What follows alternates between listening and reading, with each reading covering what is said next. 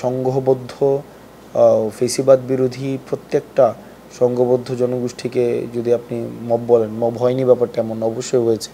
কিন্তু আমরা দেখেছি যে এটা মিডিয়া ফ্রেমিংয়ের মধ্য দিয়ে নির্দিষ্ট কিছু ব্যক্তি, নির্দিষ্ট কিছু আপনার আন্দোলন থেকে শুরু করে আপনি 5ই অগস্টকেও মব বলতে পারবেন। মানে মানে আমরা যেভাবে শুরু হয়েছে যে কোনো সময়কে ঠেলে না না, এটা বৃহত্তর স্বার্থেই আছে। বৃহত্তর স্বার্থে সংঘবদ্ধ, নির্দিষ্ট সংঘবদ্ধ গোষ্ঠী যখন আপনার প্রতিবাদ এবং প্রতিরোধকে আপনার বিভিন্ন সময় হচ্ছে মব বলা হয়েছে।